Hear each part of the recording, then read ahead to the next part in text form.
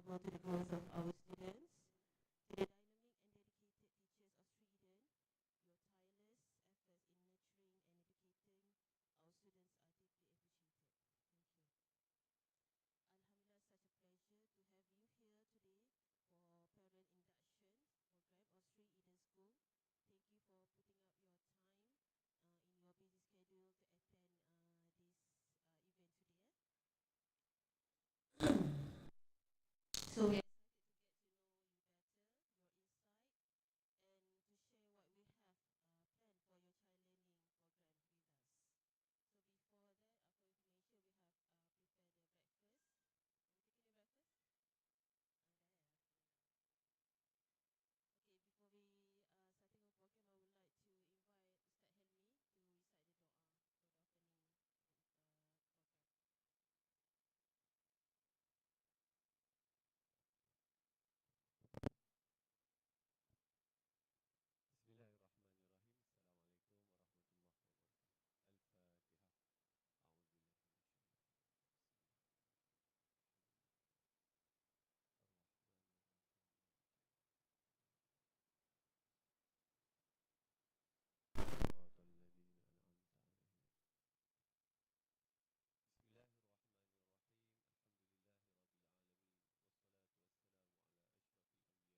Shiratal ladzina an'amta 'alaihim. Bismillahirrahmanirrahim. Alhamdulillahirabbil alamin. Wassalatu wassalamu ala asyrafil anbiya'i wal mursalin. Sayyidina Maulana Muhammad wa ala alihi wa sahbihi ajma'in. Allahumma salli ala Sayyidina Muhammad wa ala alihi wa sahbihi wa sallam. Allahumma ya Rabbana la tada' lana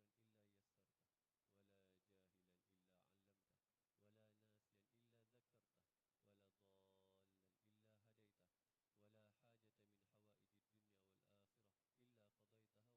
yassartah wa la jahilan illa 'allamtah wa la nasiyan illa dhakartah wa la dhallan illa hadaitah wa la hajata min hawaijid dunya wal akhirah illa qadaytaha wa yassartaha ya akramal akramin wa ya najatat taibin. Allahumma ja'al jam'ana hadha jam'an mubarakan marhumah wa tafarruqana min ba'dihi tafarruqan ma'sumah. Allahumma ighfir lana wa liwalidina warhamhum kama rabbawna shighara wa li jami'il muslimina wal muslimat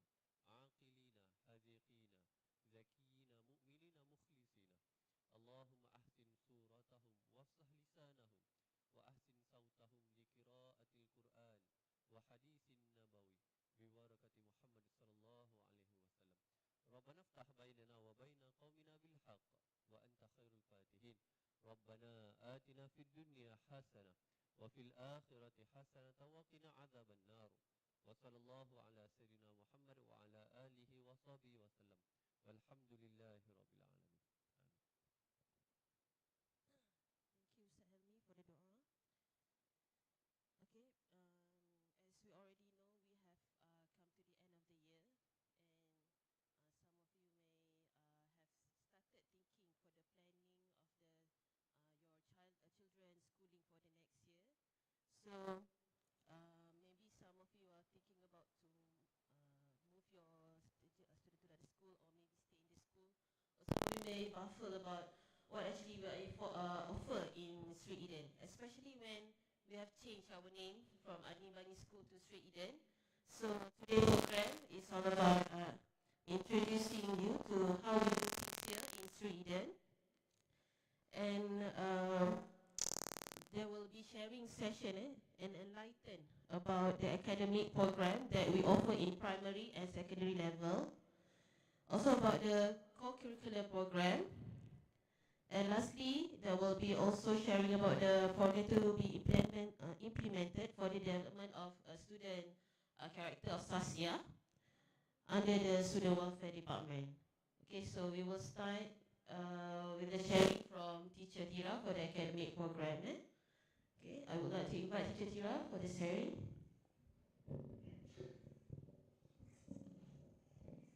If any parents want to or want to give anything, you can directly ask Teacher Tira.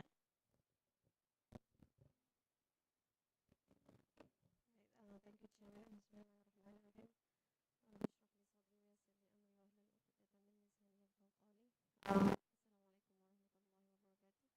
Thank you for being here already 5 p.m. parents, but maybe they are on the way. Fortunately, they're not here yet.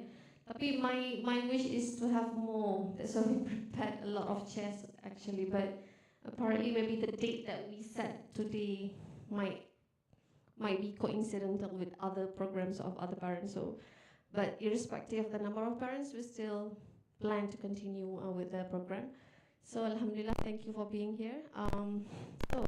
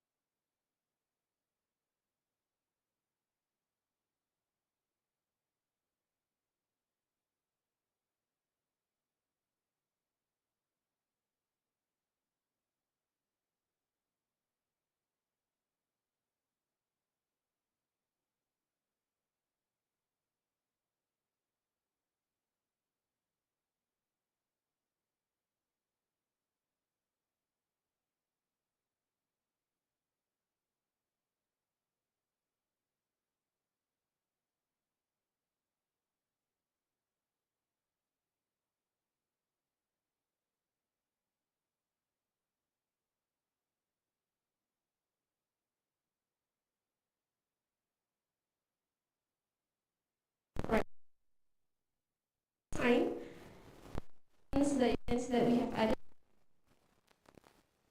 we're going to have harfiah.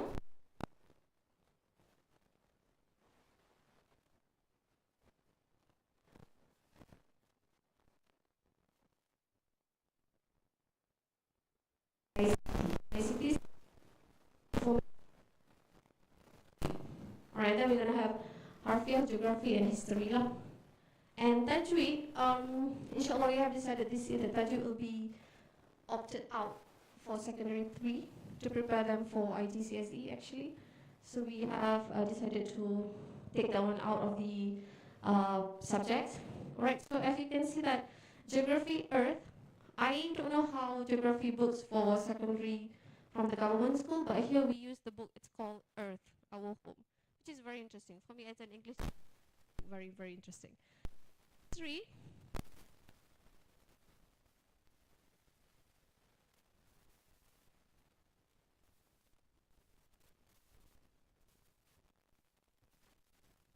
Which comprises worldly, right? And then ICT here we have information and communication technology, where they delve deeper into the use of PowerPoint, Word, Excel, and they also learn how to create a website.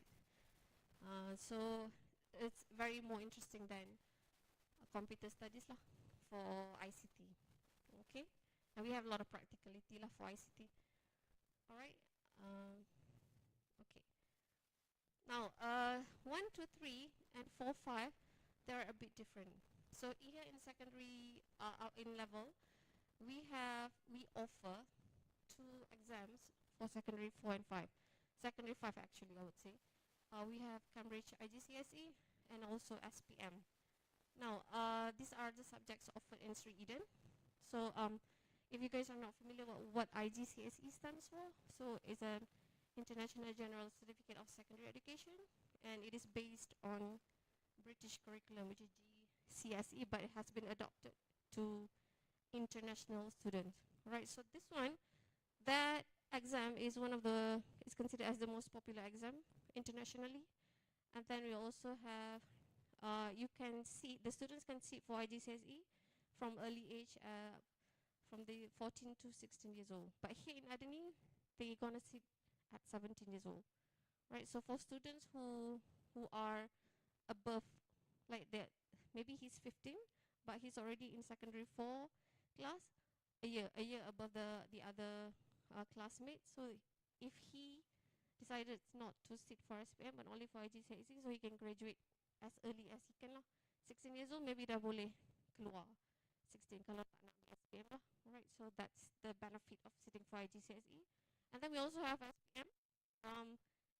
Initially sekolah kami offer IGCSE saja, tapi because of the request from zaman, I don't remember, like 2020 to 2021, the parents request for SPM, so okay, we go for SPM as well, but we only choose for science stream, physics, biology, and maths. Right, so sebab here in Malaysia, depending on your SPM, how you want to go, you want to apply to any public institution. So most of the public institutions, they do accept SPM. IGCSE, there's few public institutions.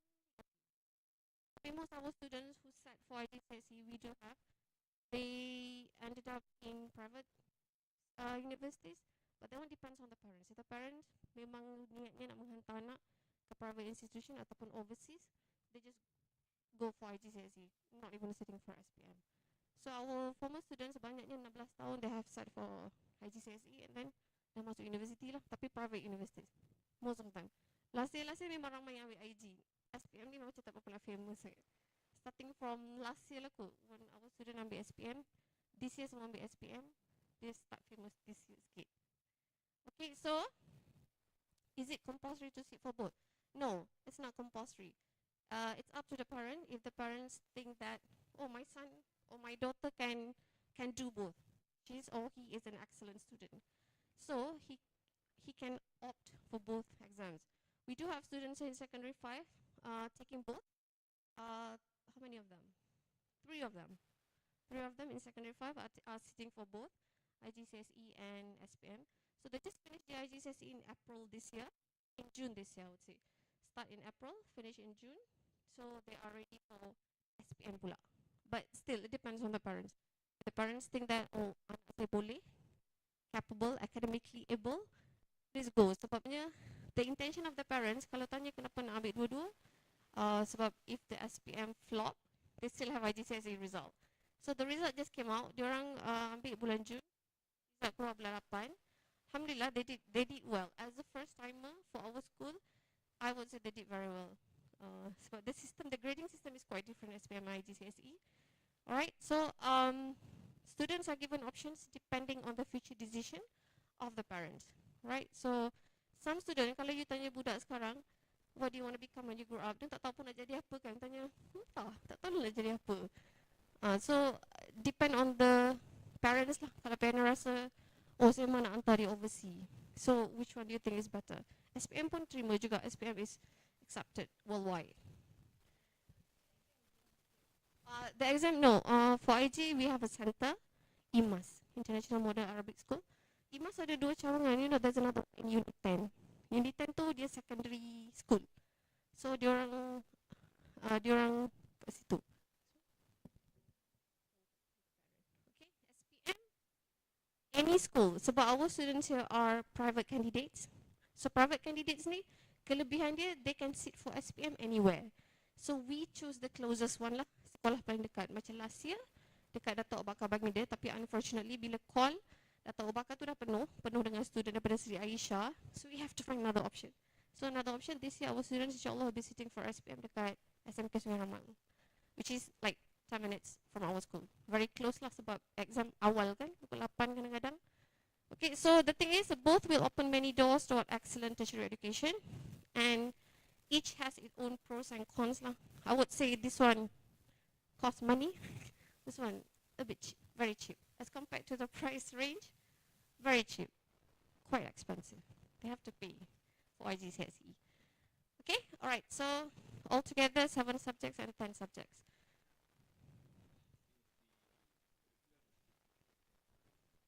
The syllabus ke maksudnya?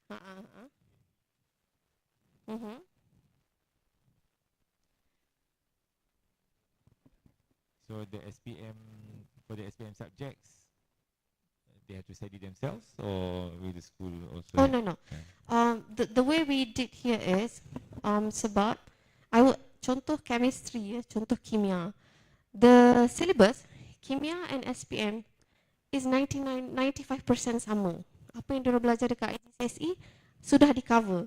Meaning kita cover IG dahulu to prepare them for the exam. Tapi at the same time, apa yang kita cover dalam IGCSE has been covered for SPM as well. It's just that 5% tu maybe the teacher will go through mana yang tidak ada dalam SPM, which is sangat sedikit. Subtopik itu 3-4 sahaja. And then what the very stark difference between that two is format berbeza. Format exam sangat-sangat berbeza.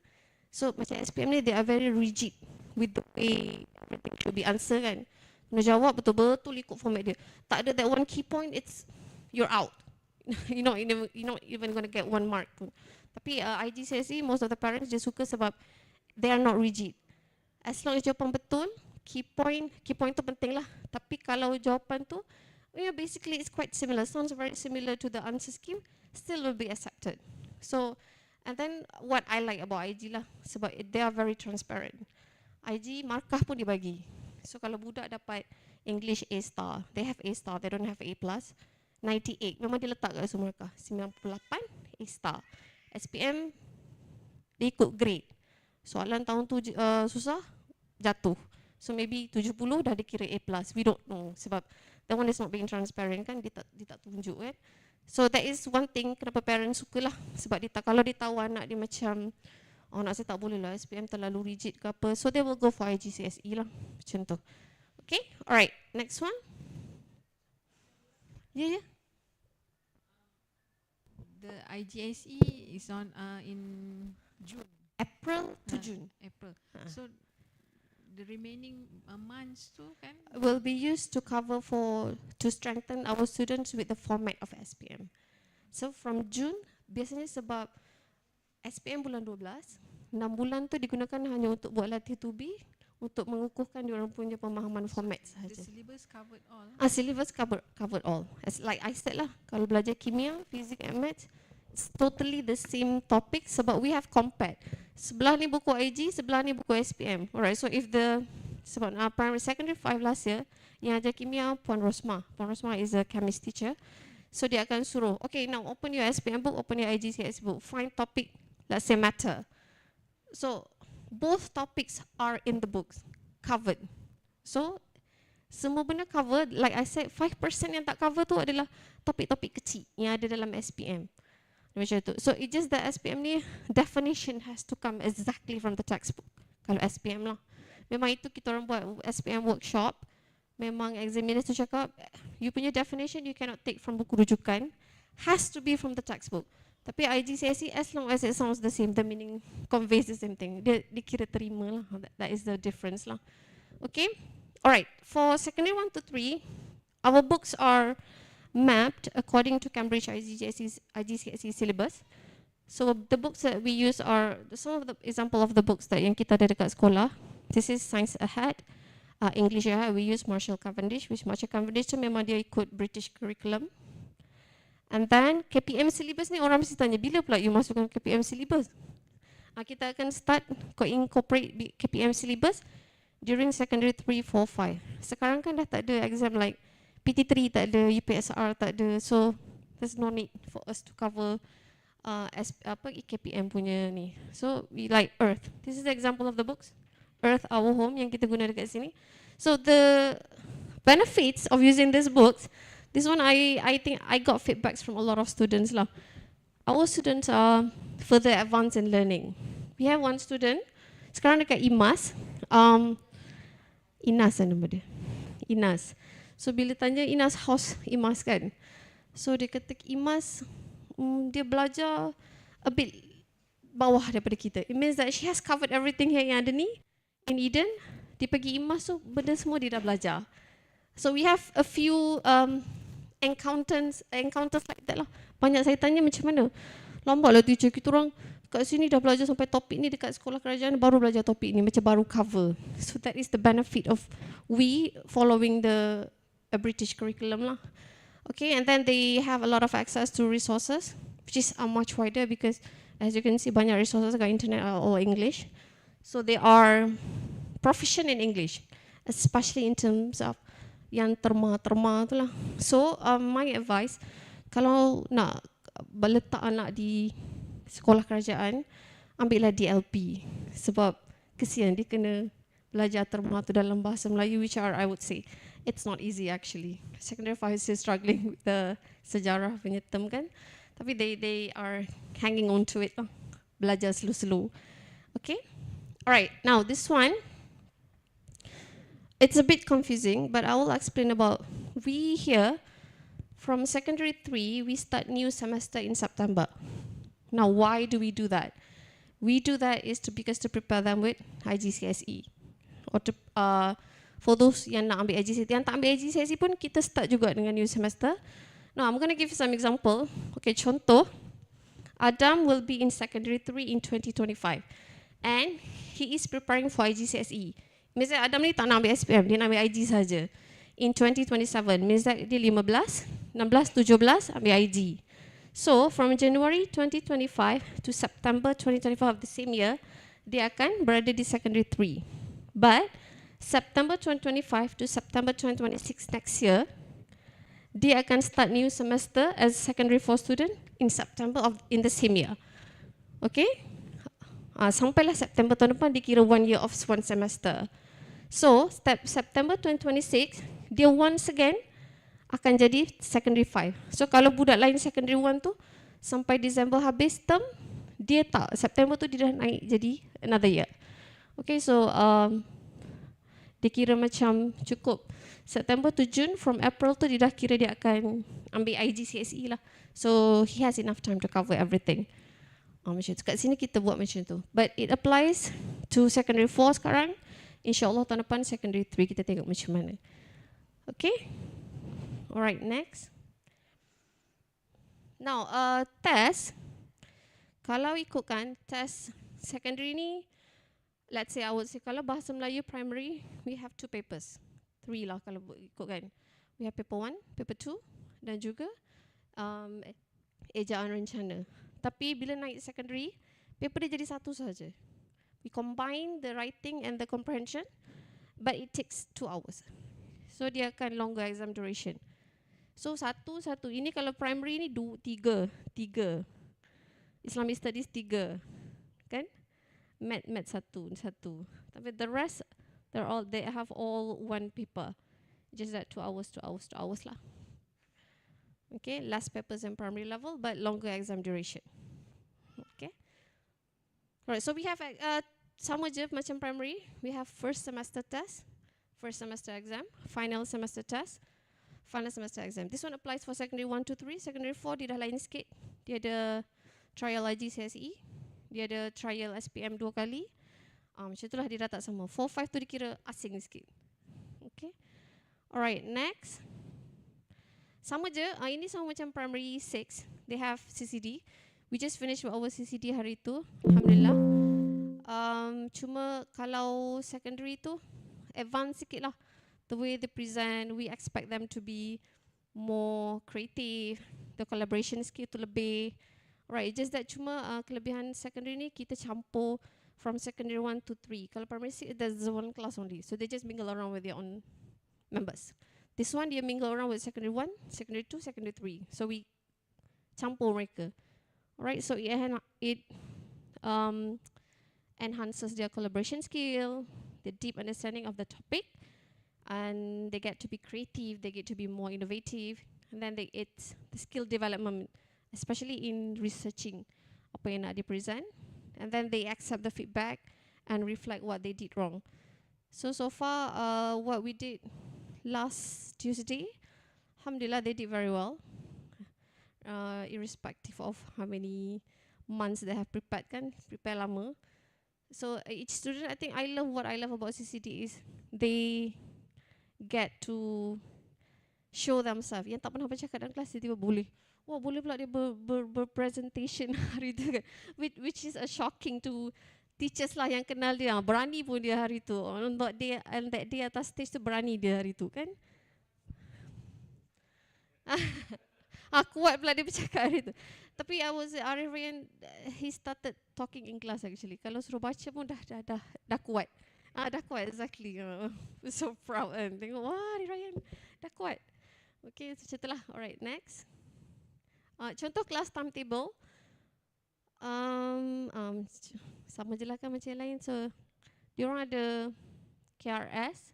Secondary dah naik KRS. Tak ada lagi TKRS. Dia jadi KRS.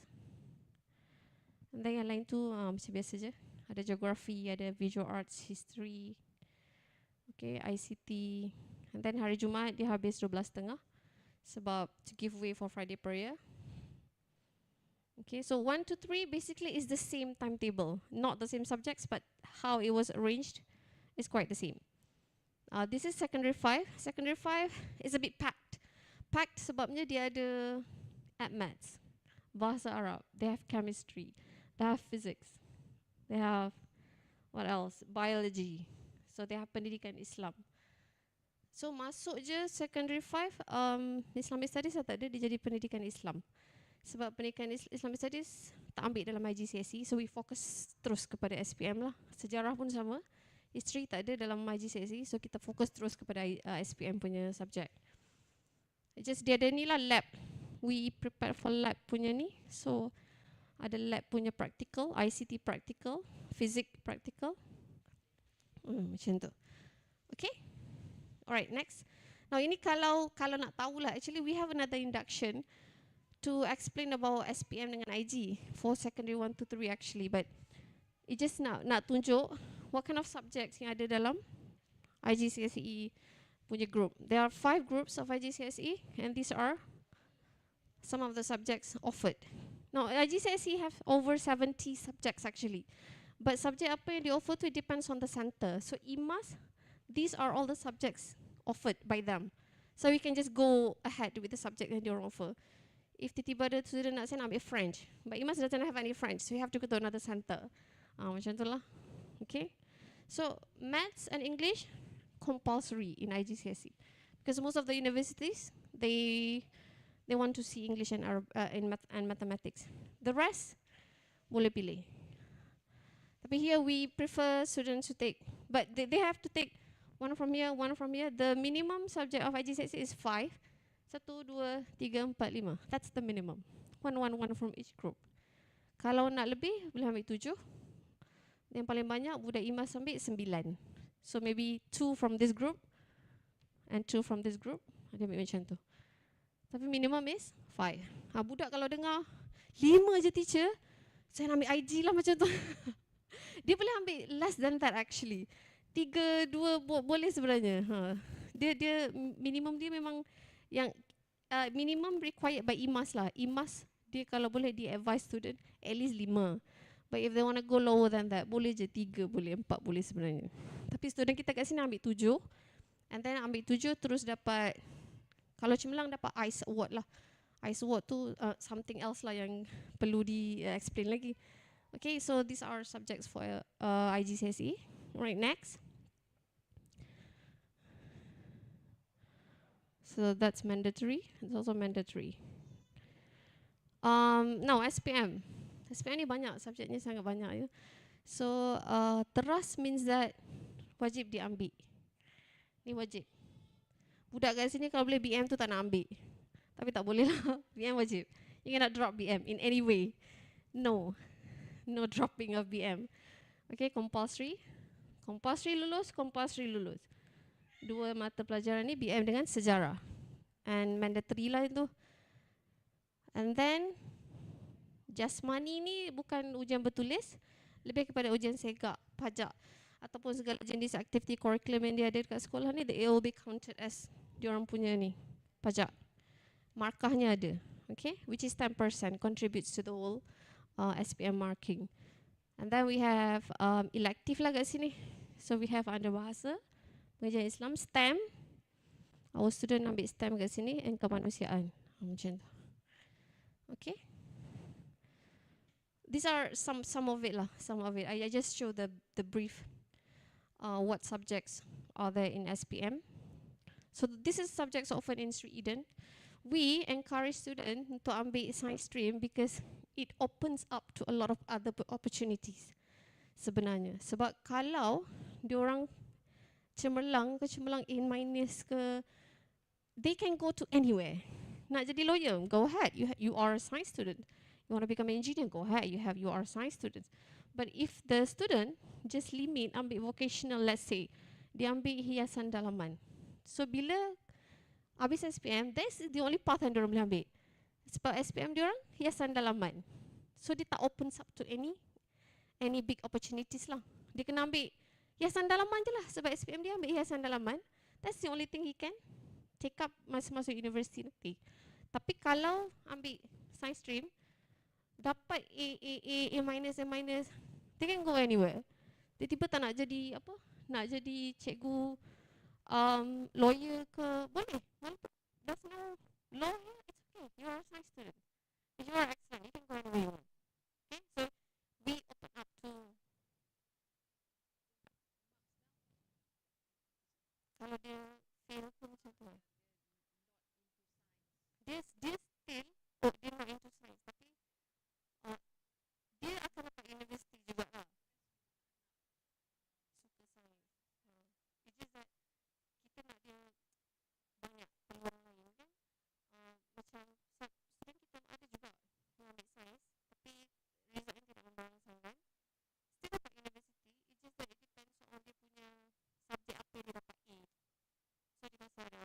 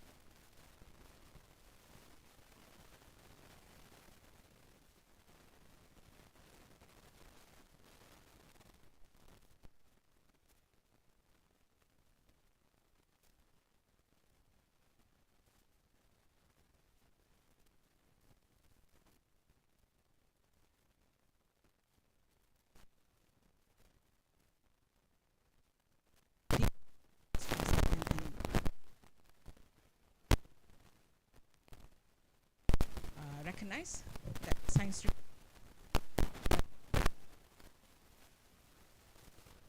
it trains them to think analytically, and you need to be able to do that, right? To think and the training for you to be a good lawyer happens post this school punya certificate, so when they enter university. So it doesn't matter which background you come from. They start from basics. The assumption is that you have not done any studies prior.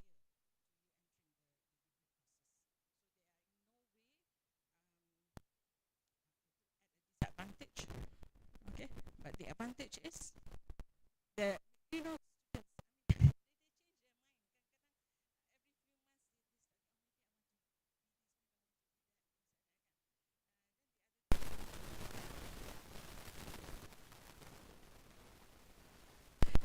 they do the stream, change their mind as they want.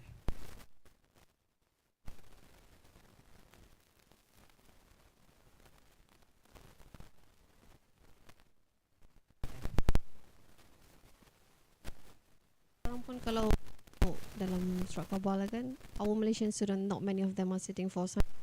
So kan, tapi memang the reality, most students, SPM students, to sit for stream. The number of expertise in certain fields tu dah makin tak ada dekat Malaysia, which is a very worrisome punya situation lah in Malaysia. Okay, alright. I think that's all from me. Yeah, that's all from me. Thank you very much. Do you have any questions? Any other questions?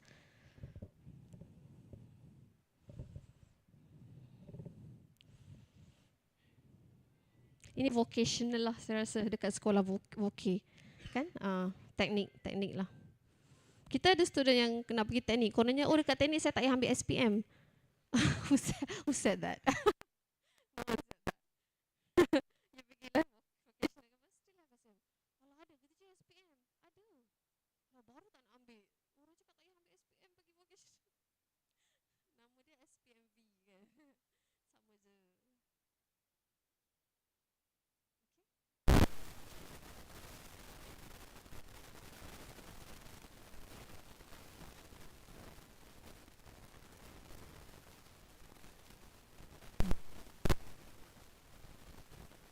Stress lah katanya, tapi we managed very well sebab we covered both actually.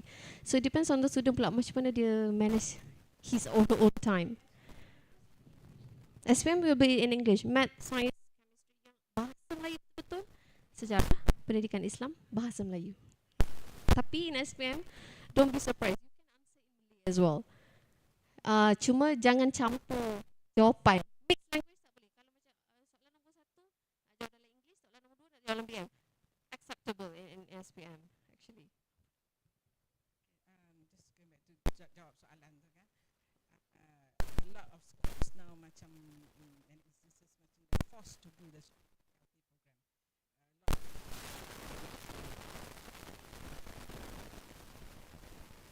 I'm getting it directly from parents who have place their child in another school on the premise that they're doing a DLP program juga. But what actually happens is the teaching is still done in VM. Teaching is still done in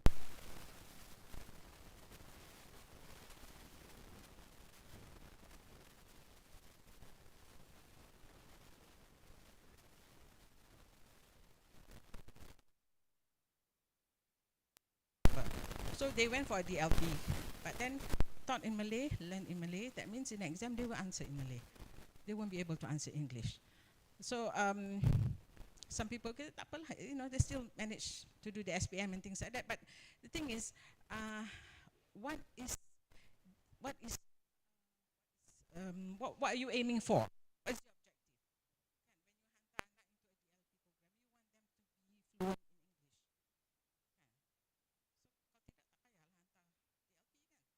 When you hantar anak into a DLP program, you want them to be fluent in English. Other thing is about this, I know even students have a problem. As it happens due to one of our teacher actually had to take a 3-month leave earlier this year, so I had to cover for him, and so I took over his chemistry classes. So I am really talking from my experience here. When I first took over the chemistry classes, the students had were preparing for the IG.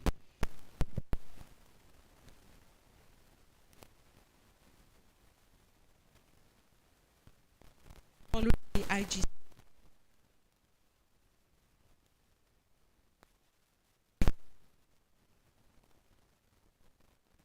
I think like I'm wasting my time here.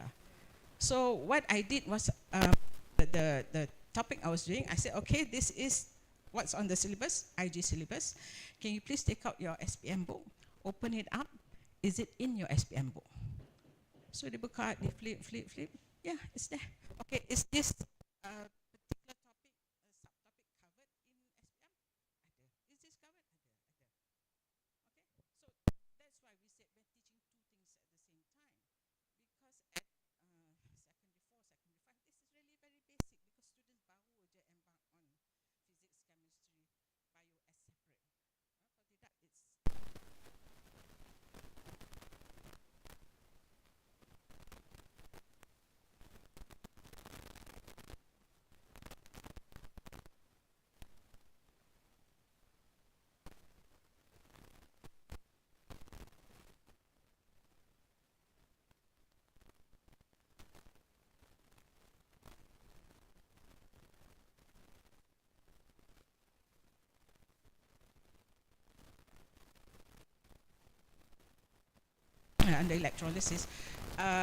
IG punya syllabus doesn't go deeply into electroplating, but electroplating is an application of electrolysis. So when I teach ID at that time, I will stop before electrolysis. I'll finish everything up. They have 6 months after IG to complete, to still study before SPM. So masa tu dah we cover the electrolysis is just additional. So what's going to happen then is that we'll do a revision of electrolysis again from basic, and then kita tambah add on the electrolysis. You see? So there, there's no such thing as our student.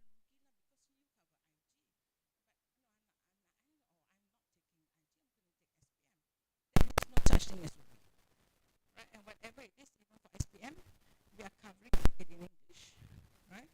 So the fact that IG we cover English subsequently, we continue in English. It doesn't, it's not.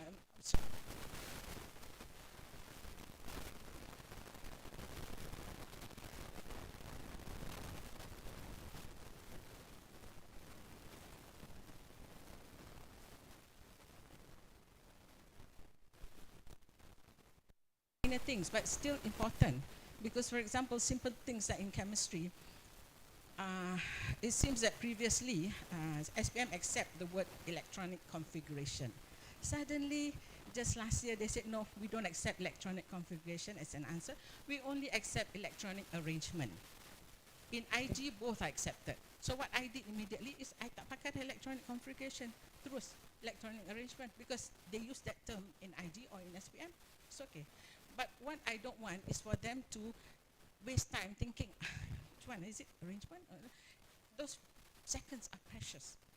Simple things like charge on a cation. In ID, you can put +2, you can put 2+, accepted. But in SPM, if they ask you what is the charge on the cation, you write 2+, is wrong. You write +2 is okay. But if you ask for the symbol for the cation, for example, Mg, 2+, that's standard. IG only that's standard. So we do these adjustments along the way. Okay? We try to standardize as much as possible. The simple thing is that IG is very flexible in how you format your answer, how you write your answer, because to them, what is important is the information is communicated. So this is where you +2, 2+. It's the same thing actually. But SPM is so particular. No, has to be exactly that one. So we do that modifications. So for anyone who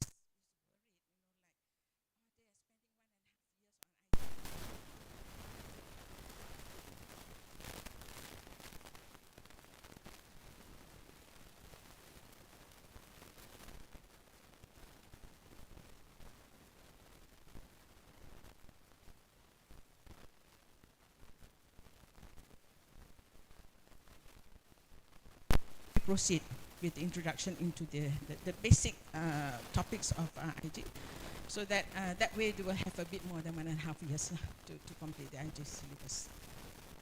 Okay. Any other questions?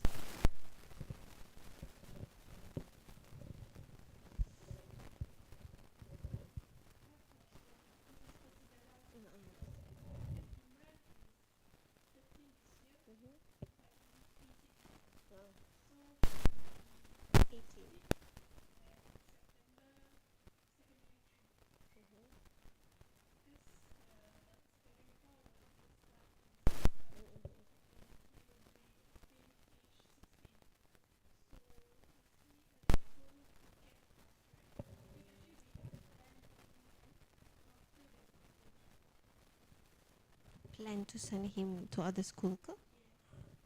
Government school. TVET. So you want to take Imran out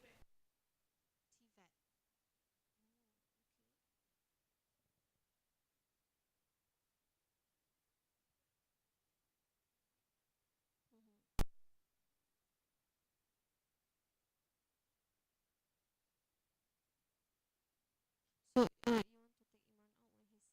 years old? 16 years old means that he will be in secondary 3, right? And if he's in Sri Eden, right? Secondary 3. Secondary, because he's 1 year above. Oh, is it? What's the hurry? You want to fast track? What's the in what way will he miss the IG? IG doesn't have an age limit. You can sit it at 20,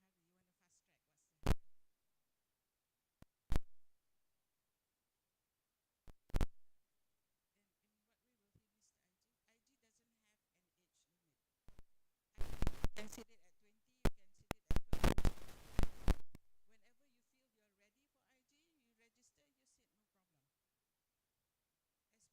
cannot sit at a younger age, but older age, no problem. UPSR dulu, you cannot be less than 12, you cannot be over 12. Fixed, must be 12. So that day UPSR, we had students who sat for it in secondary. You know, when they were in primary 6, they were 11 years old. So, yeah, so you know, they continue with the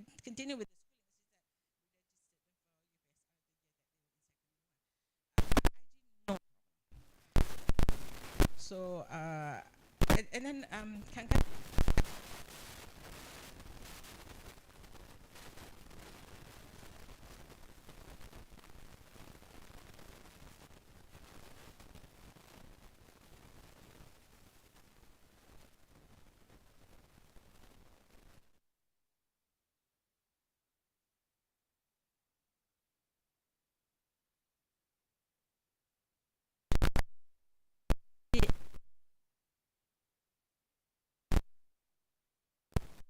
institution.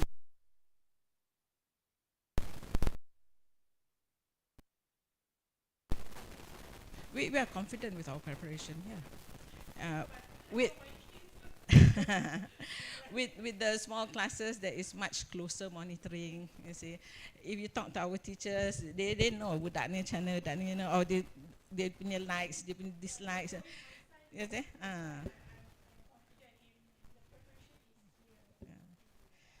So then the other thing is to ikut the child's interest now. We as parents, we advise them. We give them the guidance, we give them the information. And my own personal experience, suddenly when she was preparing for SPM, suddenly nak jadi doktor. Before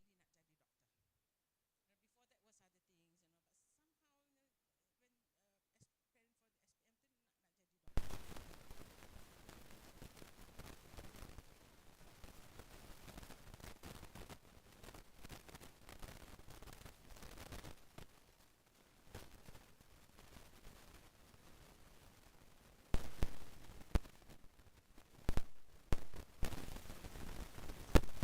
doktor.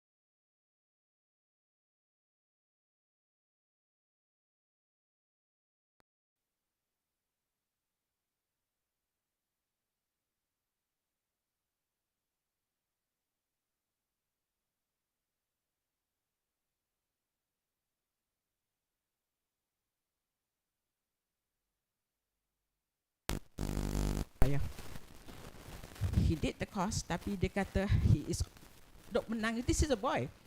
Throughout dia punya ni dekat UiTM doing the law, dia kata he was constantly crying.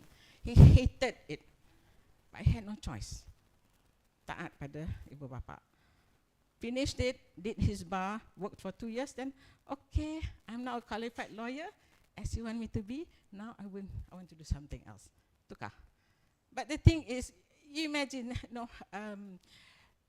when I think when you are in university, it should be a happy time for you, kan?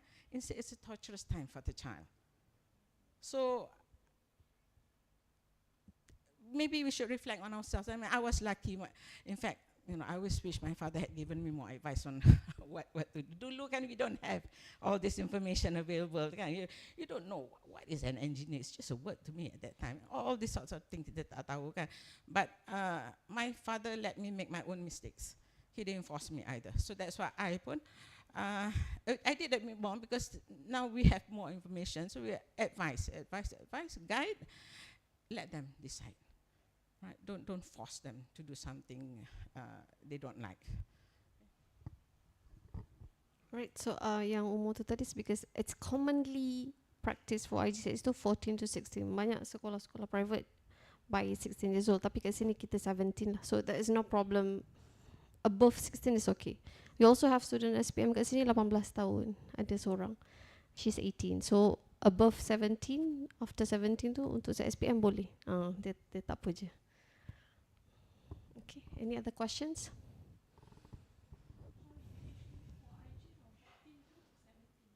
No. 18 boleh lah. There's no age limit. Ya, betul. There's no age limit. SPM pun sama kan? So ada yang ambil SPM 30 tahun kan rasanya kan? Ya. Betul. SPM you cannot take earlier. Ya, betul. IG doesn't matter, whenever you're ready. Yes. So as early as 13, 14 tu dah boleh lah kalau bersedia.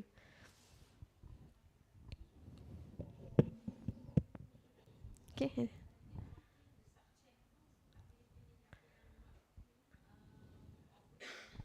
IG ke? Kita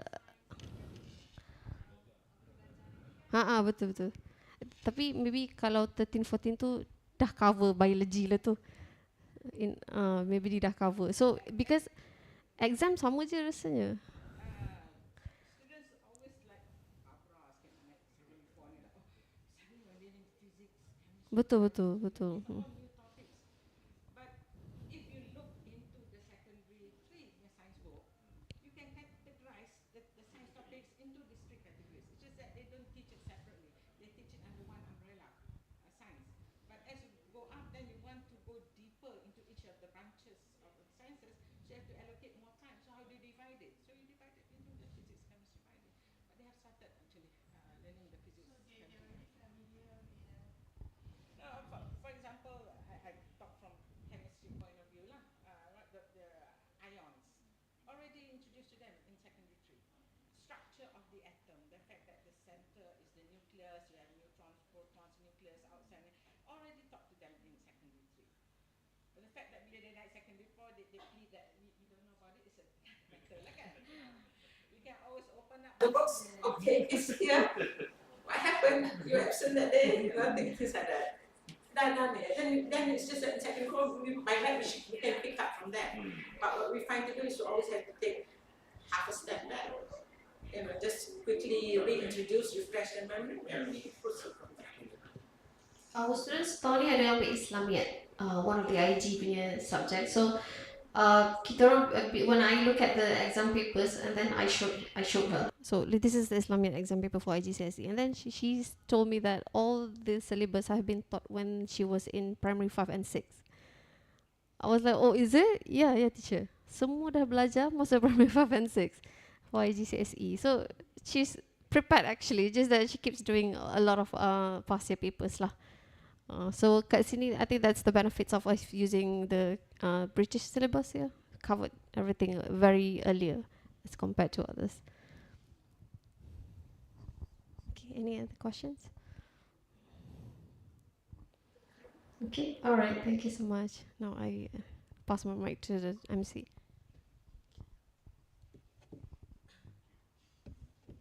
Thank you, Puan Rosma and Teacher Tira for the profound explanation about the academic program. So, apart from academic program,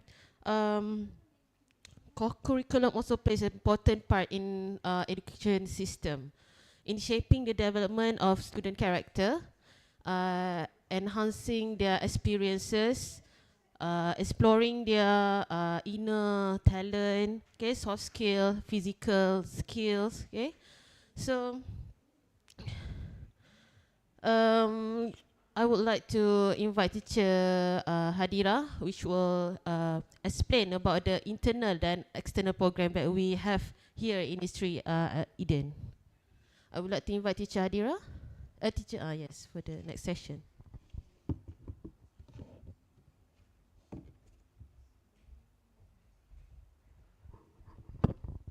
Okay. Bismillahirrahmanirrahim. Rabbi syrah li sadri wa yassir li amri wa lil 'uqdatam min lisani yafqahu qawli. Assalamualaikum warahmatullahi wabarakatuh. Selamat pagi. Saya minta izin untuk bahagian kurikulum ni saya nak terangkan dalam bahasa Melayu. Okay. So, insyaAllah tahun ni menggalas sebagai Head of ECA, memegang segala perkara tentang kurikulum. Okay. Boleh next. Ustaz boleh next. Okay. Okay, so ini adalah carta organisasi kurikulum 2024 yang mana ketua unit sebelum ni adalah Teacher Aiman, kemudian diganti oleh saya, dan kita ada penyelaras kelab dan sukan iaitu Teacher Farihah binti Radwan, penyelaras PAJSK dan MSSD Teacher Alif, penyelaras KRSM saya sendiri, dan penyelaras TKRSM Siti Aminah. So ini adalah 4 guru yang kita boleh berhubung sekiranya ada masalah dengan kurikulum pelajar. Ini adalah guru-guru kurikulum Sri Eden lah. Okay. Okay, so apa yang kami tawarkan di Sri Eden? Yang pertama kita tawarkan TKRS dan KRS bermula dari darjah 4 hingga tingkatan 5. Jadi bila dia umur darjah 4 hingga darjah 6, primary 4 until primary 6, kita panggil dia tunas kadet remaja sekolah. Bila naik secondary, kita panggil kadet remaja sekolah. Yang mana ini adalah unit beruniform lah yang perlu ada di setiap sekolah, wajib ada. Nombor 2, kita tawarkan kelab persatuan dan sukan permainan. Jadi antara tawaran kelab ni kita buat setiap hari Khamis belah petang, sesi kurikulum kita. Nombor 3, kita ada taekwondo bermula daripada tadika, preschool sampai tingkatan 5. Nombor 4, penglibatan MSSD. Penglibatan MSSD ni kita bermula daripada tahun lepas. Kita cuba hantar tim netball dan beberapa sukan lah kita cuba hantar. Alhamdulillah mereka boleh untuk bergaul dengan student-student yang lain dan memberikan prestasi yang baik lah. Dan yang kelima, penglibatan aktiviti peringkat kebangsaan seperti kangaroo maths, ada kancil sains, ujian kenaikan pangkat sarjan dan lain-lain.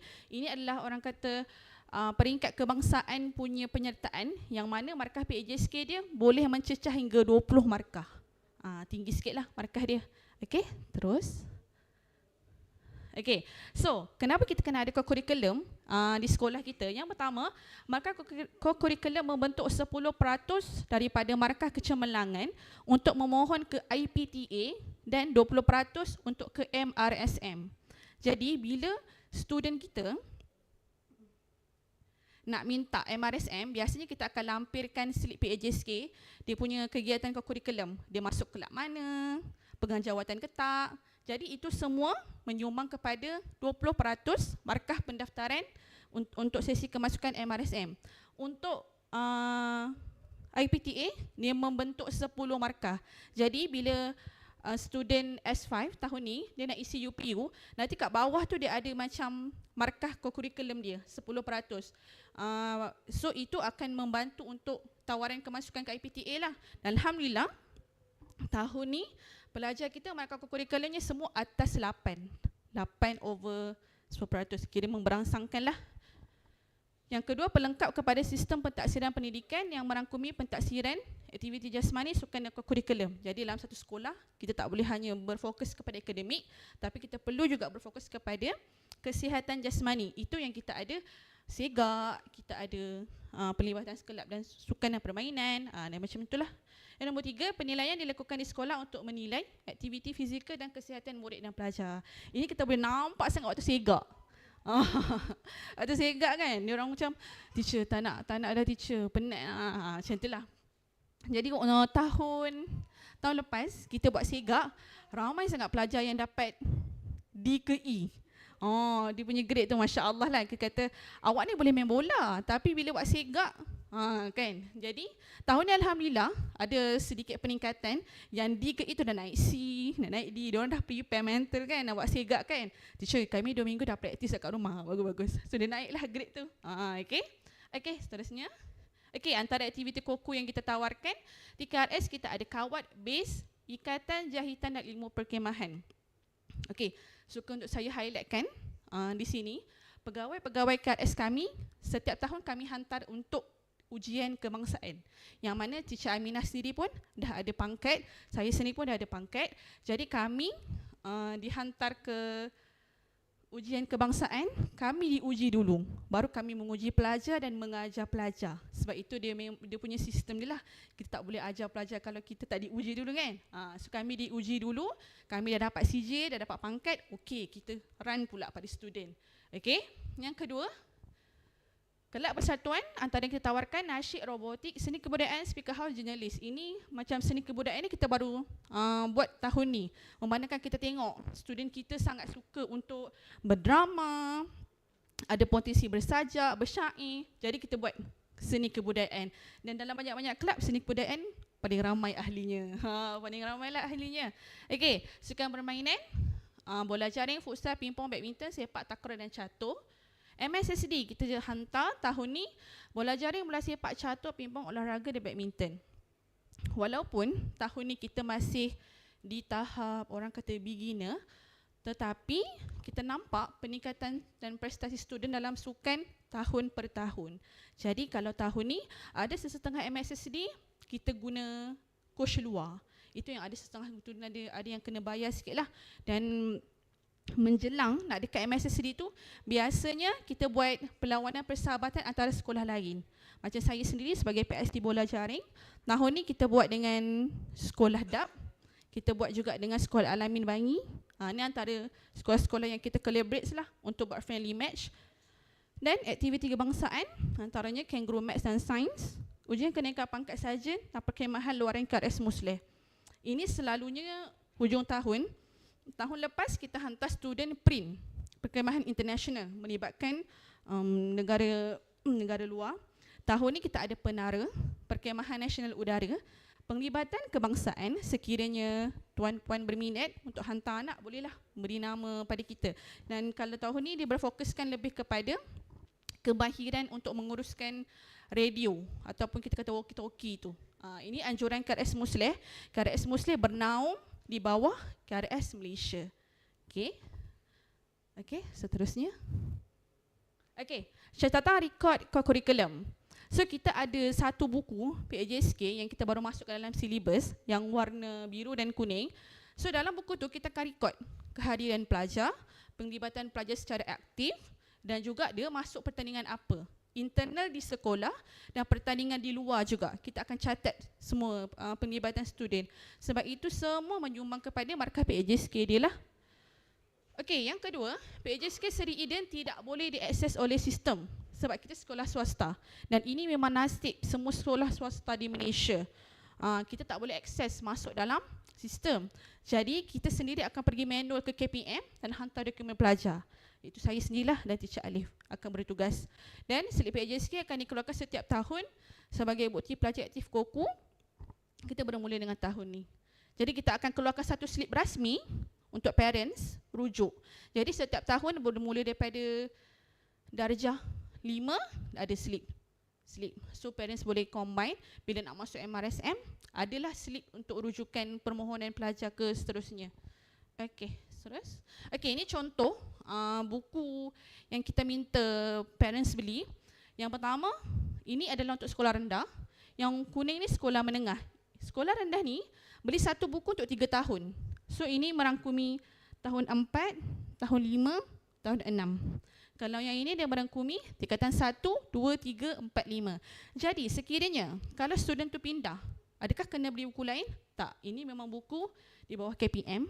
So bawa aja buku ni. So pergi sekolah lain, isi je macam biasa, sambung sahaja. Tak ada masalah lah. Okay? Okay, so PAJSK. PAJSK ni apa? PAJSK ni adalah satu laporan rasmi yang kita rekodkan pencapaian kurikulum pelajar. Okay? So dia ada beberapa komponen dalam PAJSK ni. Antaranya kita ada SEGAK, co-curriculum, extra curriculum. Co-curriculum ni dia macam kelab persatuan sukan permainan unit beruniform. Extra curriculum ni bila student menyertai kangaroo maths, kancil sains yang luas sikit lah, ataupun mewakili nasyid sekolah ke, itu kita kata extra curriculum. Yang mana cara pemarkahan dia ada dekat depan buku tu. Kita boleh terus terujuk macam mana cara pemarkahan dia. Jadi kami ada soft copy pelajar ada buku. Jadi data daripada buku kami transfer masuk dalam soft copy dan akhirnya dia akan keluarkan satu slip rasmi yang mana akan dikeluarkan oleh kami sendirilah, pihak kurikulum Sri Eden. Okey, aspek pentaksiran dalam PAJSK ni merangkumi 3. Penglibatan, penyertaan, prestasi. Sekiranya pelajar tu dia kehadiran dia penuh, dia selalu datang kelab, tapi penyertaan dia agak kurang sikit, mungkin dia macam orang kata segan-segan atau apa, dia masih ada markah. Markah dia masih ada. Penglibatan, kita kata kehadiran lah. Kehadiran ni pun markah dia 12 markah, kira tinggi jugalah. Dan prestasinya sekiranya dia ada tolong guru, dia menunjukkan sifat kepemimpinan, contohnya dia boleh tolong teachers, dia kemas peralatan, itu semua ada markah-markah dia lah dekat dalam PAJSK tu. So penglibatan 50 markah, jawatan, sekiranya memegang jawatan lah. Peringkat komitmen khidmat sumbangan. Peringkat ni sekiranya kalau dia pergi keluar kebangsaan, tinggi sikit lah markah dia. Kalau dia tak keluar, ada juga markah. Dan komitmen ni, dia punya kesungguhan untuk join kelab sukan tu. Adakah dia bersungguh ke, ataupun malas-malas ke. Dan khidmat sumbangan ni, apa yang dia boleh bantu guru, dan apa yang dia boleh memudahkan kelab dan sukan permainan tersebut. Penyertaan 40 markah, prestasi 20 markah. Kita adalah kehadiran pun kita ada, pencapaian pun kita ada. Okay? So, ni adalah jadual 4. Saya bagi contoh jadual yang mana sekiranya dia pegang jawatan dalam unit beruniform. Macam tahun ni kita baru buat, tahun lepas kita start ujian kenaikan pangkat. Kalau TKRS kita dah ada beberapa lance corporal. Kan Kak Minian? Kita ada beberapa lance corporal kan? Yang mana lance corporal ni diuji kawatnya macam mana, base-nya macam mana, ikatannya macam mana. Kalau di peringkat KRS, kita dah ada sarjan. Kita dah hantar keluar pelajar untuk mewakili sekolah dalam peringkat kebangsaan. Alhamdulillah, semua sarjan kita lulus dengan cemerlang. Okay? Jadi sebelum mereka UKP, kita akan bagi latihan pengukuhan, pemantapan kepada mereka dulu. Kita tak biar dia terus pergi mewakili sekolah lah. Tak, kita ada latihan pemantapan, pengukuhan. Jadi student tu dia bersedia secara rapi untuk diuji oleh pegawai-pegawai. Okey, seterusnya. Okey, cara pengiraan markah. So ni yang tuan-tuan dan puan-puan boleh tengok, dia punya pemarkahan dia ni agak sedikit macam ni lah. So basically kita masuk dalam soft copy, kita masuk dalam Excel. So nanti dia akan ni lah, dia akan kira lah. Ini dia punya markah. Tingkatan 1, tingkatan 2, tingkatan 3 ni markahnya berbeza. Kita tak carry forward. So tingkatan 1 markah dia berapa? Contohnya 6. Tingkatan 2 markah dia berapa? 7. Jadi setiap tahun ada slip rasmi, boleh rujuk untuk tengok markah anak-anak punya prestasi kokurikulum. Okey. Boleh? Seterusnya? Boleh seterusnya? Okey. Okey, pencapaian, grade pencapaian A, B, C, D, E. A daripada 80 hingga 100, B 60 hingga 79, C 40 hingga 59, D 20 hingga 39 dan E bawah itulah. Dan setakat ini penglibatan aktif kokurikulum pelajar kita tak ada yang cecah D. Semuanya C ke atas. Yang C ni biasanya yang kurang sikit berpartisipasi dalam pertandingan-pertandingan lah. Tapi masih ada markah. Jangan risaulah, masih ada markah.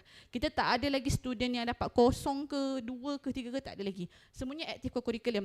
Sebab itu kami di sini kami tegaskan kelab dan kelab sukan dan permainan mesti kena masuk. Kalau awak tak nak beri sumbangan apa-apa pun tak apa. Awak masuk, awak join je aktiviti apa yang cikgu sediakan. Jadi adalah juga markah tu kan. Markah kehadiran, markah penyertaan tu ada juga. Okey, seterusnya. Okey, ini contoh slip PAJSK yang kita akan keluarkan untuk pelajar-pelajar Sri Eden. Jadi ini adalah slip daripada KPM sendirilah. Kita ambil, memang kita akan keluarkan slip ni. Satu slip. Dan kita akan bagi waktu report card akhir tahun nanti. Jadi ibu bapa boleh tengok, ini daripada tahunan punya aktiviti kokurikulum. Macam ni kita ada slip Auni, dia dapat 7 poin. Slip dia kita keluarkan awal. Kenapa? Sebab mak dia nak mohon MRSM. Jadi saya keluarkan awal slip dia. Primary 6 banyak yang keluar awal lah dia punya slip. Sebab nak minta MRSM kan. Macam Auni ni dia AJK juga untuk sukan permainan, AJK juga untuk kelab dan Skoprel. Dan dia juga mewakili sekolah untuk bola jaring. Jadi tinggilah markah dia, nak dekat 8. Biasa wakil-wakil sekolah MSSD ni markah dia cecah 7, 8, 9. Boleh pergi sampai 9 lah. Okey. Seterusnya.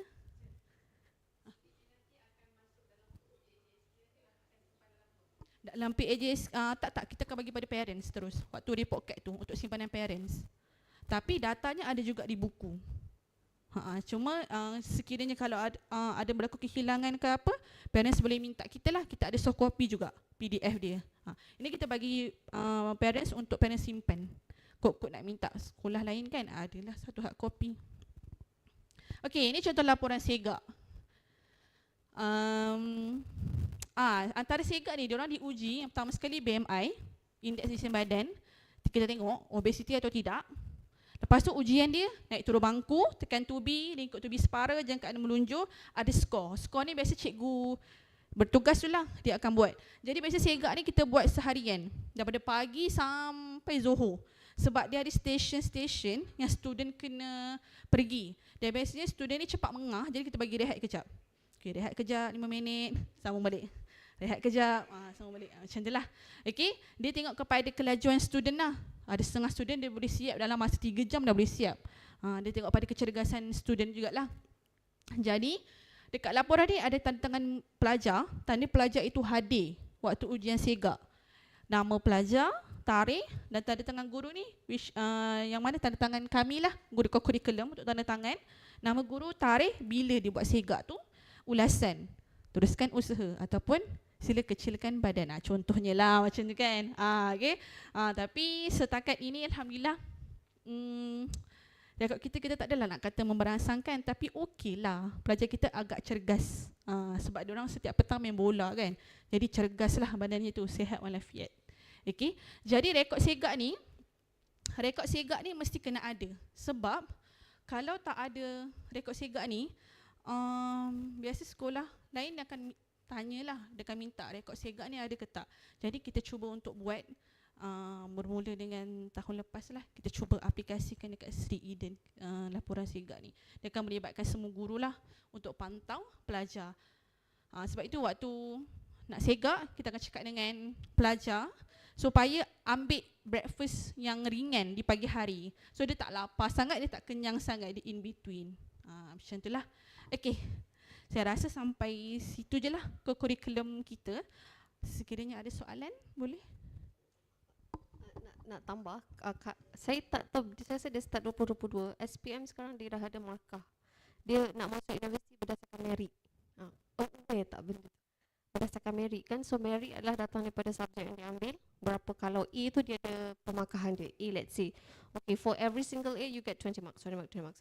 And then pajak adalah termasuk juga 10%. So that's why kami sangat-sangat menggalakkan bila dah masuk secondary tu, libatkan diri dalam MSSD, apa KRS punya camping, sebab semua itu adalah markah yang akan menolong untuk SPM punya merit tu.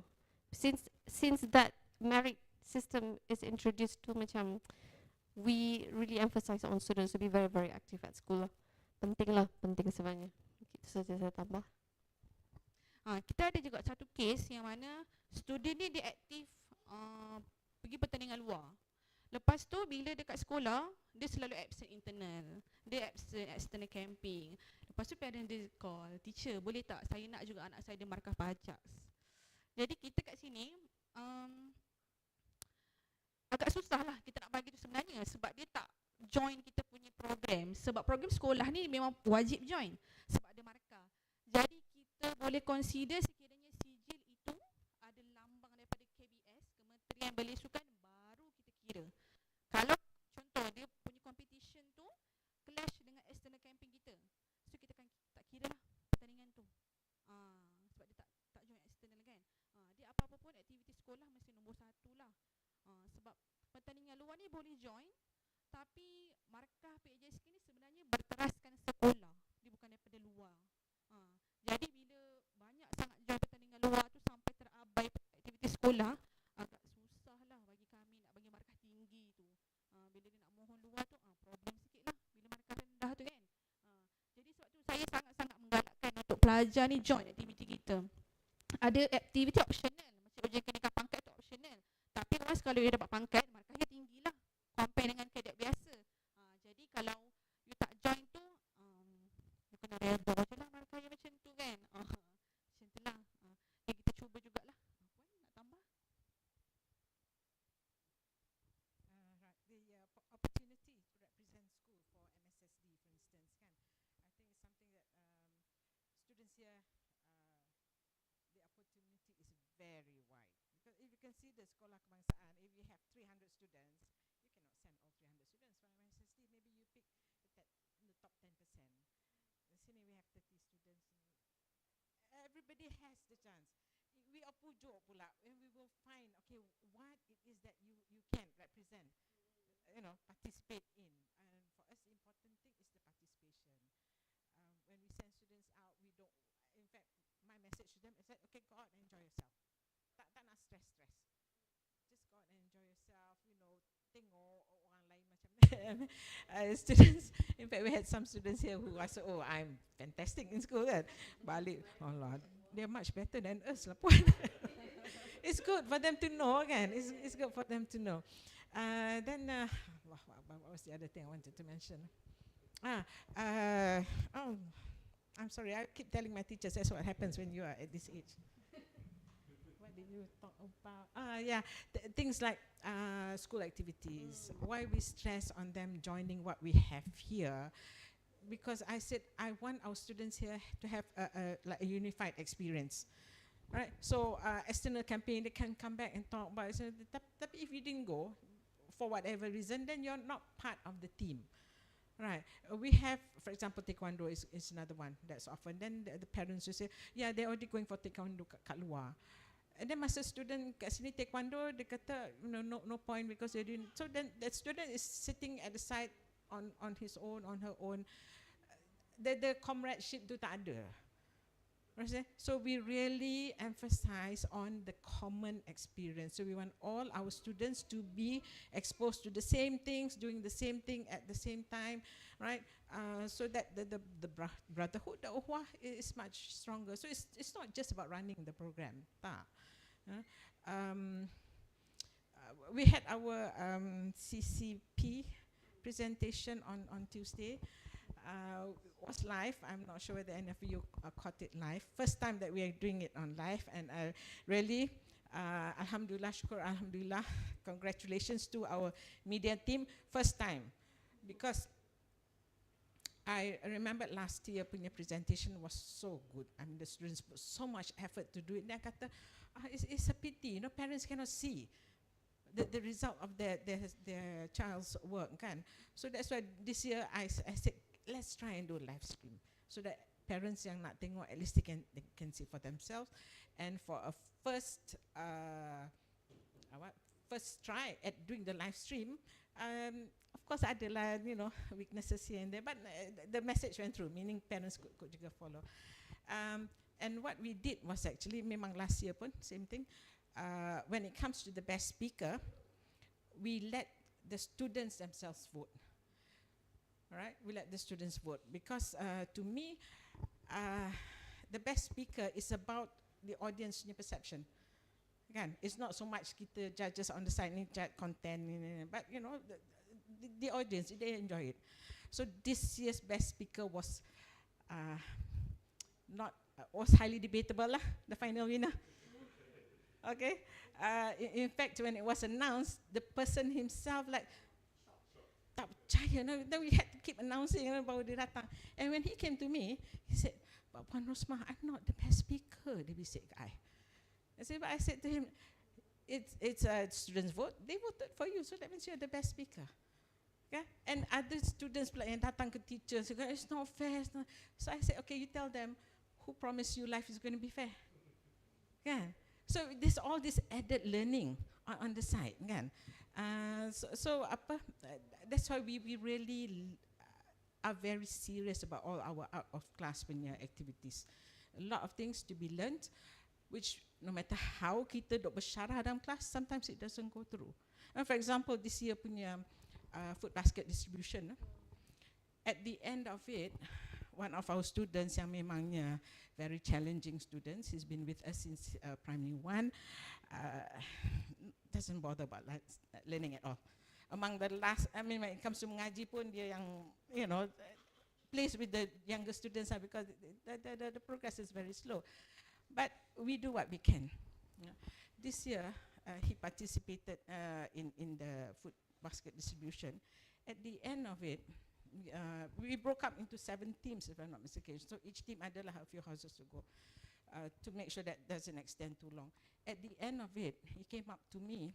He said, "Now I know why I need to study hard. Now I know why I need to make money so that I can help all these people."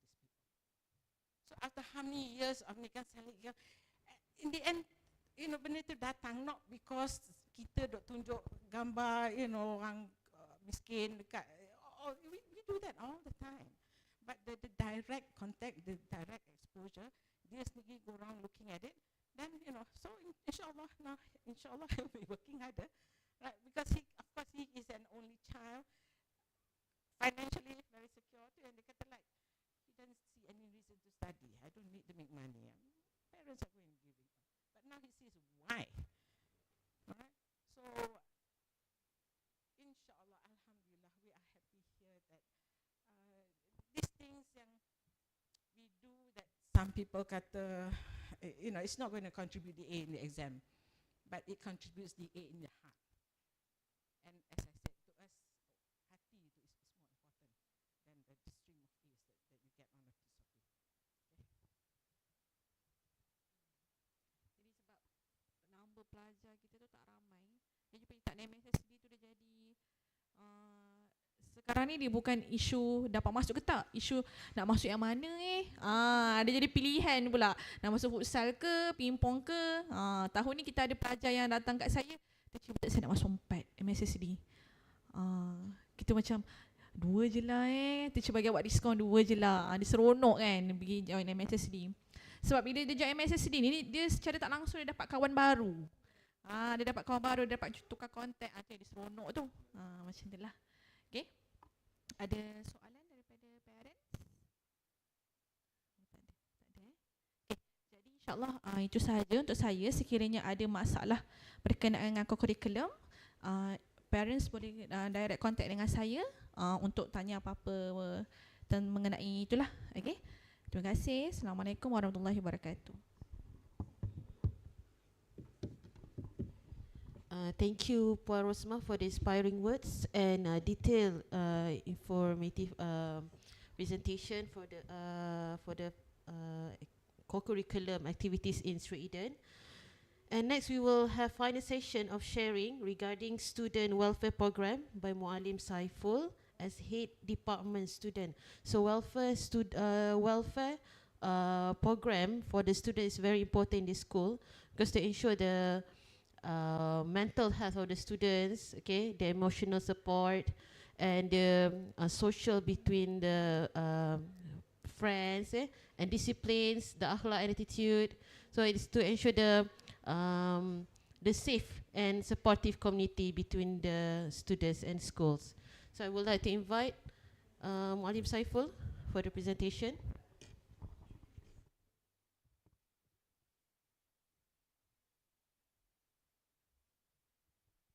Assalamualaikum warahmatullahi wabarakatuh. Alhamdulillah, wassalatu wassalamu ala Rasulillah wa ba'd. Yang dihormati Puan Laili Rosmah selaku Managing Director of Sri Eden, Ustaz Helmi, serta guru-guru yang dihormati sekalian. Baik, insya-Allah saya akan memberi taklimat berkaitan disiplin sekolah. So jadi boleh teruskan slide. Saya tak rancang untuk bercakap banyak, laki simple je. Saya pun tak tahu, tak teratur, mungkin tak teratur macam teacher Tira, teacher Hadira. Okey, ini Sri Eden punya disiplin unit. Saya selaku penasihat dan guru disiplin, dan orang yang sepatutnya berada di sini adalah teacher Zafran sepatutnya, tapi saya bolehlah bantu-bantu. Okey, baik. Seperti yang sedia maklum, kita punya ketua pengawas Saudara Iskandar Khairul Azli, Aziza Zahara selaku penolong ketua pengawas, Aisyah Zaki Primary 6 selaku SU, dan ada juga Amir Ridwan di situ namanya ya. Okey, baik, kita teruskanlah ke slide yang seterusnya berkaitan disiplin, iaitu tata cara atau tingkah laku setiap individu atau pelaku yang dilaksanakan dengan penuh akur dan setuju dengan peraturan yang sedia ada. Okey, teruskan. Ini baca dah. Okay, bila disiplin akan dilaksanakan, bila-bila masa saja. Apabila cikgu tu nampak saja perkara yang tidak bagus seorang pelajar lakukan, selalunya cikgu memang selalu akan tegur. Okay, teruskan.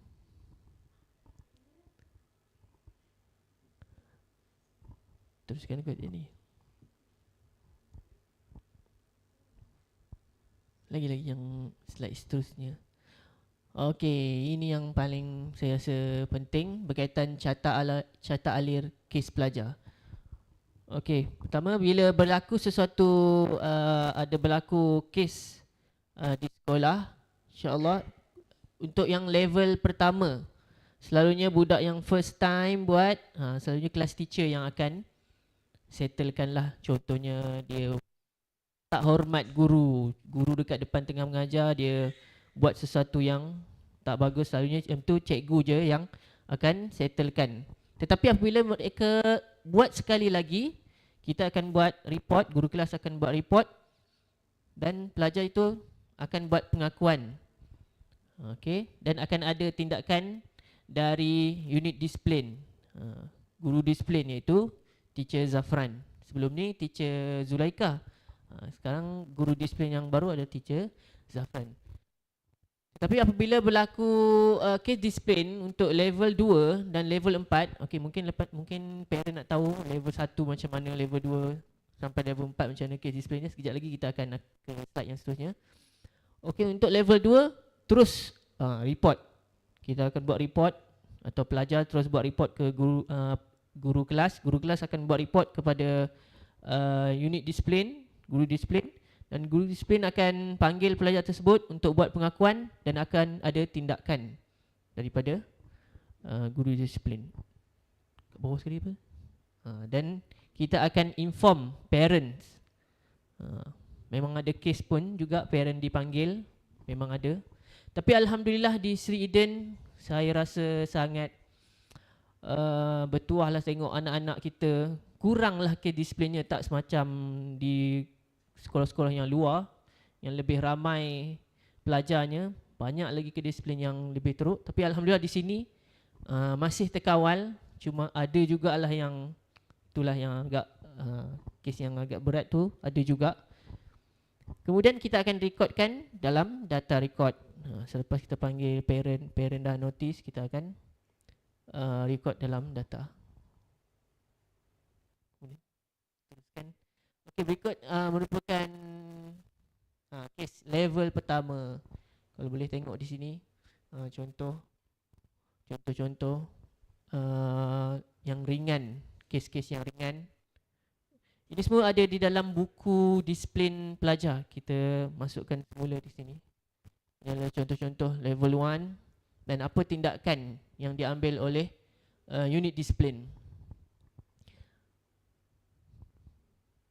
Seterusnya kes level 2. Ini ada mencuri, harassment.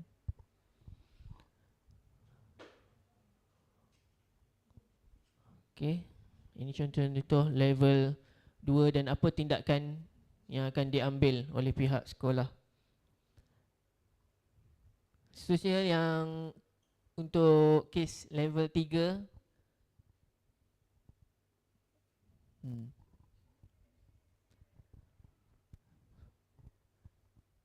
Ini contoh-contoh disiplin yang agak berat sikit, level 3, dan apa tindakan disiplin yang akan diambil oleh unit disiplin. Dan seterusnya level 4. Ini yang berat, kes yang berat.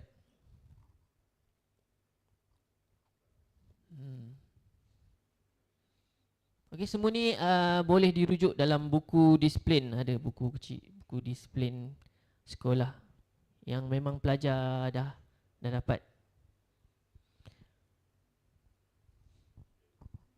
Okey, saya rasa ada lagi slide seterusnya. Mungkin Puan Rosmah atau Ustaz Helmi, Teacher Zafran ada tambahan atau ada soalan dari parents berkaitan disiplin.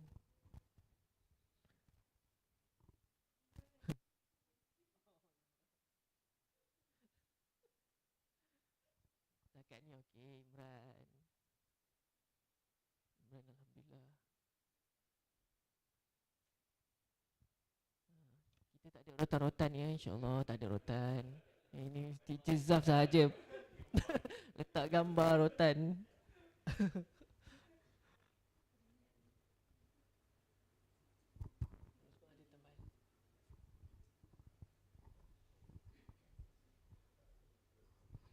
I think alhamdulillah we don't have yang level 3, level 4 punya cases in school kan.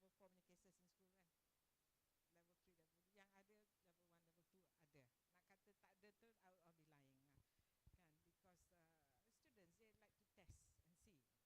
get away with, you know. And then the other thing is sometimes they do things to show off to their friends. I got this and I got that and things like that kan. But inshallah the pemantauan is good. And I think what I need to also highlight is the fact that we have very cooperative parents. We do not have parents yang blindly defend anak. We will investigate whatever happens. We investigate properly. We talk to other students who are around who witness the thing. We will have the report laid out before we talk to parents. So it's not a case of kita pun overreact immediately, because kadang-kadang you think, oh, I need to act fast, but when you got to make sure that doesn't happen without you knowing the full story, the complete story. So alhamdulillah, so far we've not really had instances of parents denying the what has happened, and they abide to our so-called punishment. Could be even up to suspension. So ada some initially rasa macam like it's too berat punishment to suspend students. But I feel that students are not really seriously hurt by the suspension. But we want them to feel something so that they next time dia teragak-agak nak buat tu. And then we are lucky in the sense that students love coming to school. Kalau sekolah lain macam suspect, yeah, happy, tak payah pergi sekolah. But here, they ask, well, why I cannot go to school? We had an instance dulu, twins. Seorang boleh pergi sekolah because tak bersalah. The other one tak boleh pergi sekolah. So it was difficult for the father because then kita seorang hantar sekolah, seorang tak boleh. So dia tanyalah, why? Kenapa? Why can't I go to school? So the father explained to him why, kan? But we see a big difference in dia punya behavior subsequently. And in the other instance, the student yang kena suspend tu, lepas tu dia pula ingatkan their friends, don't do that, that day I was suspended because so alhamdulillah that helps us in making sure that things are more peaceful in school. Okay. What is the common disciplinary problem? I think that tends to be different.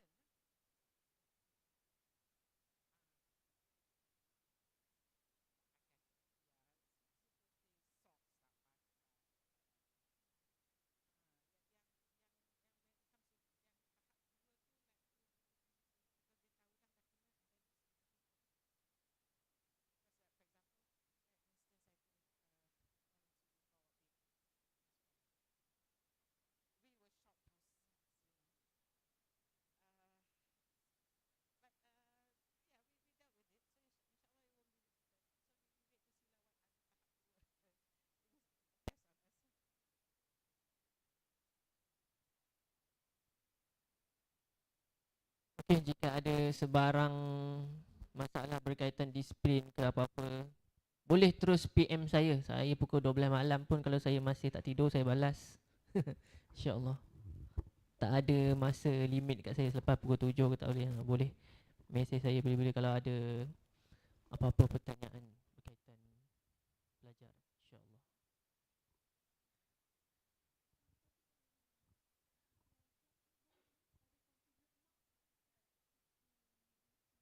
Oh, yang tu itu sebenarnya dari luar sebenarnya. Cuma kita telah collaborate dengan sekolah lah. Minta pinjam kod semua. Marks tu saya rasa tak ada.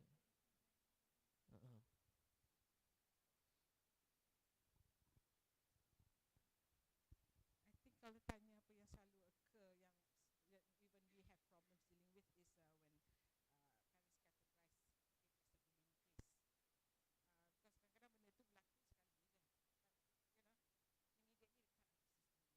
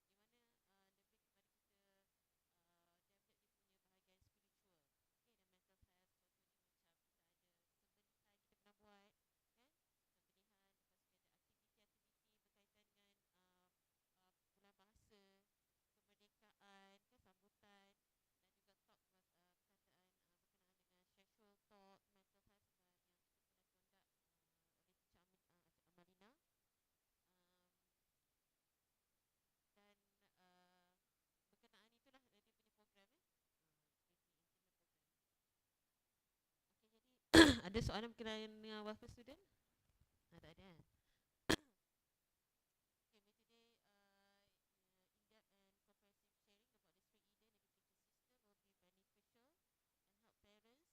Eden education system will be beneficial and help parents choose 3 Eden as the center of their children's learning and development in the next academic year, insyaAllah. So we end our program with Tasbih Kifarah and Surah Al-As.